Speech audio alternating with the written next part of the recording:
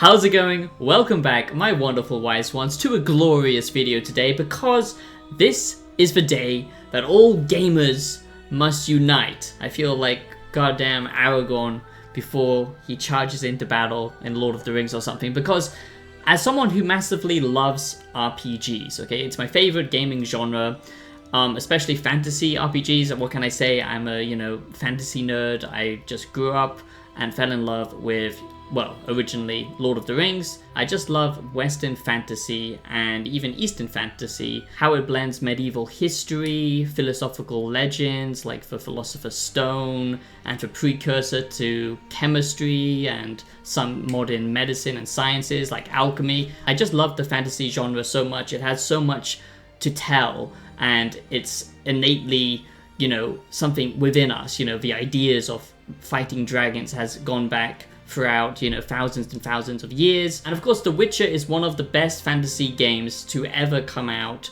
And The Witcher 3 is the game that kind of defined it as the, big fantasy game. Today, I want to look at The Witcher 3 Remastered and basically find out if The Witcher 3 Remastered is worth it, is worth playing or not. And I think you can safely say, and I think you can probably already guess my answer, but it is still worth looking at what they're doing, celebrating this, because more gaming companies, more big AAA studios need to understand how CD Projekt Red is actually giving back to the community. Because I feel like now we're in a current shift with gaming, especially with AAA gaming. We had this long period of absolute, micro slop, garbage, microtransactions, and just live service gaming being the kind of era in the last 10 years. That's what gaming has all, kind of went towards, is chasing live service games that never die, games that can, have its own in-world economy so people can just constantly, spend money. Don't ask questions, just consume product and then get excited for next product. And they've kind of undervalued good writing, good storytelling, good single-player games, experimentation that we used to get back in the 360 and PS3 and early PC days. Now, I fell in love with The Witcher when I played The Witcher 2. It's kind of even more gritty and dark compared to the third game, and I still, think that game is amazing. And they're probably going to do remasters of all of these games at some point. But honestly, The Witcher 3 is what made it mainstream. And, the books, there was a TV show.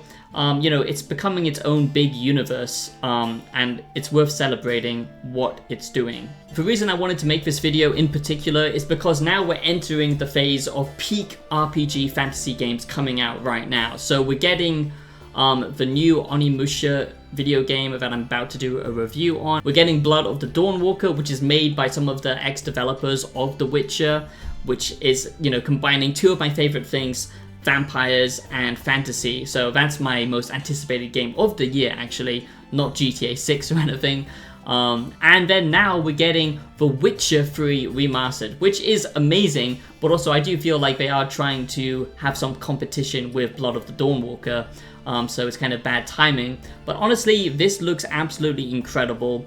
And the biggest thing, the thing that people really need to celebrate, and this is hopefully something that can bring gamers together, because some gamers are always looking for the negative nowadays, and it's understandable with how the industry is being treated right now, but this is something that can actually unite us. What? It's clear to me that The Witcher and CD Projekt Red want everyone to be hyped for The Witcher 4, because this is going to be the make it or break it game for open world Unreal Engine games, which I still don't encourage because I hate that engine, but hopefully they can actually pull it off. And they want everyone to get invested in the world and the characters of The Witcher. So that's why they're doing this remaster. But I want to go over all of the actual features, slow it down, talk about them all, because everyone is just freaking out, but I actually want to look at what they're actually adding. But the big thing to take home from all of this is it's actually free. And that already is just absolutely insane, and it should be encouraged, because right now, the gaming industry is just in a black hole of negativity. We're getting AI replacement, so many people getting laid off at big studios like Xbox, just purging so many of their, development teams and passionate, hardworking creatives and replacing it with AI slop, which is everything that is wrong with this modern world, you know, trying to optimize instead of create, you know, not about the process, but about, you know, the end results, you know, the money and how long a game can live for, and just trying to squeeze as much as possible from the gamers instead of making something that's actually fun and making something artistic that has some meaning behind it, that has something to say, that gamers will then come back to and talk about instead of this, you know, hollow corporate slop. That is what gaming has become right now. And CD Projekt Red, you know, were a part of that. They rushed out Cyberpunk 2077. Nobody is going to, you know, forgive them for that.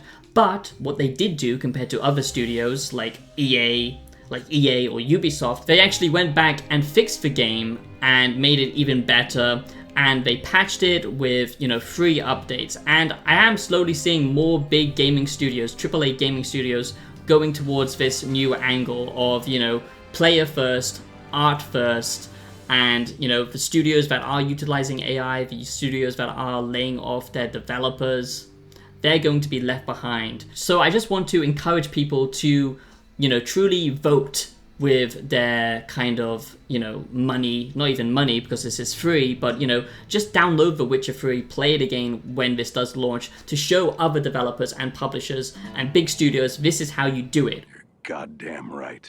In a time where making a living is even more difficult, and, you know, we're kind of entering a real world Cyberpunk 2077 situation where megacorps are on the top, a technocracy, and it seems modern society is just so atomized and individually focused now that we don't really have a shared belief system, we don't have a shared culture anymore, and that's when it's easy for, you know, big companies to basically exploit us. That's why now the cost of living crisis is crazy. It's difficult for people to spend money on video games. I know how difficult it is. So, you know, having a company, a big studio like CD Projekt Red release this for free is actually a bigger statement than many people want to actually, you know, realize, because it's saying that we actually value you as, you know, people who consume our art and our product. And then of course the other huge thing that this just changes the industry massively, and I don't think people realize how big this actually is and how more gaming developers are going to recognize this pattern of not, you know, having an old game die. This is a single player release. It's not a multiplayer game. The Witcher 3 is a standard single player game, but what they're doing is they're still keeping this game alive. They're adding to it. They're, you know, remaking the game, but not reselling the game. They're adding DLC to a game that is an old single player game. And I think that this is going to be a new approach for games going forward, and I think it's a good one. Goddamn right. And now we're going to go and look at all of the features of The Witcher 3 Remastered and find out, is The Witcher 3 Remastered worth it? Is The Witcher 3 Remastered worth playing?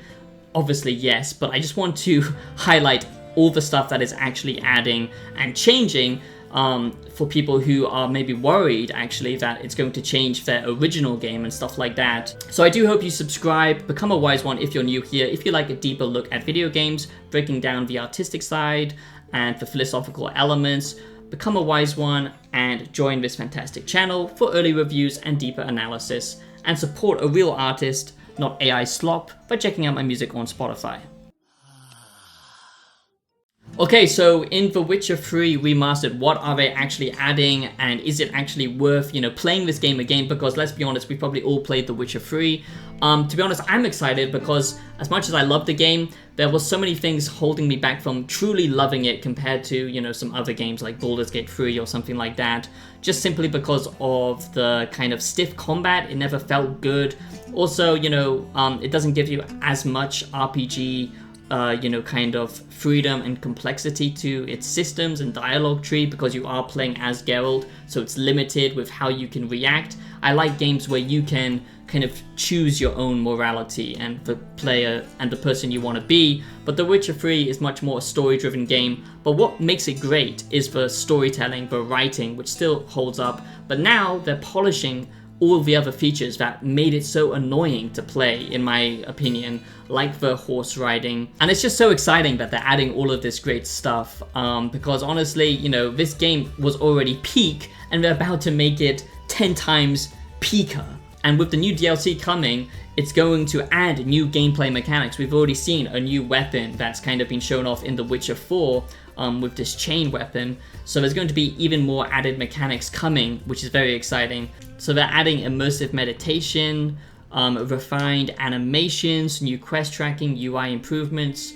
Looting is going to be changed. I don't think that means that they're adding, you know, like a criminal system where now when you loot someone's house, you know, something will actually happen, because that was a complaint. It's still not that type of experience. Like I said, it does have some narrative disconnect. That's what it holds it back from being like a really immersive RPG, but as a storytelling action RPG, it's great in my opinion.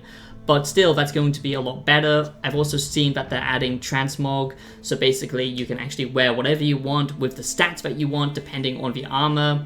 They're adding new combat that they highlighted, and what it looks to be to me is a combo system. So as you chain attacks, you're going to actually get like a combo hit as well, and it just seems to be a lot more impactful and dealing greater damage, so it's not as spongy from the looks of things, and from all the research I've done so far, that's what it looks to be. They're also adding DLSS 4.5, which is very nice to see, ray reconstruction, which is the big thing for ray tracing, new tone mapping, shading detail, just a bunch of graphical fidelity to make it even better. Hopefully it's not going to absolutely tank the game, that is something I'm worried about, but you can probably play it how it originally was and get a performance boost thanks to DLSS, but also get a performance boost with DLSS 4.5, which is a win.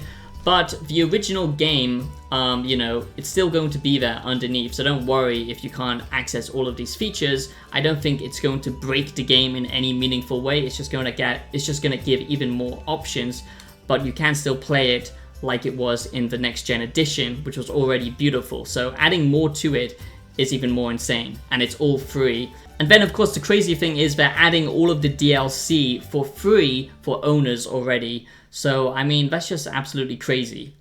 So this is, you know, just a huge win for modern day gaming, if you ask me, and single player RPGs as well. And the gaming industry needs to take note that this is how it's done. So even though I am worried about The Witcher 4 with its Unreal Engine and all of that kind of stuff, it does give me hope that they are going to actually take their time, and even if there are some things that aren't perfect at launch, they will put in the work to fix it, just like they did with Cyberpunk. It makes me interested and excited for the future of Cyberpunk as well, because it is a good game now, but you know, it can live up to its original promise.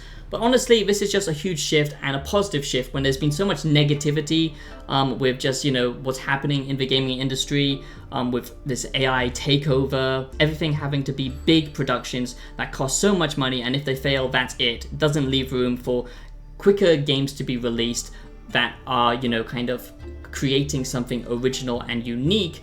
But I am hopeful that this is now the change in the industry that we need. It will actually bring people back together, you know, fall in love with this hobby and have a shared community again about being excited about ideas, about being excited about investing in a game series and a game franchise that actually has your back instead of one that is trying to extort you constantly. So I just think it's an overall positive thing that we should celebrate, and I just wanted to quickly talk about all of the features coming to The Witcher 3 Remastered, and to find out, is The Witcher 3 Remastered worth it? 100% yes it is, especially if you are a fan of this game already, but if not, now is literally the best time to ever try this game. And with the new DLC coming, of course it's going to add, you know, a final send-off to Geralt.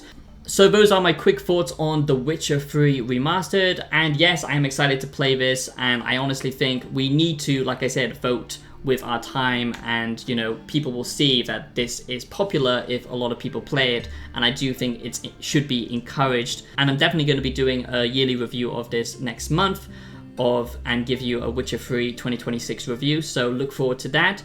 And thank you for listening to this madman ramble, just talking about the current state of modern day gaming, and also the fact that they are redefining this game with, you know, skill systems being changed, finishers, animations. This is what should be encouraged moving forward with big games like this. So thank you for watching, my wise ones. Let me know what you think about this game and the current state of gaming and the peak of RPGs, fantasy RPGs that are now coming from this month onwards. Let me know down below in the comments, and I'll be seeing you in the next video. Have a blessed day, my wise ones.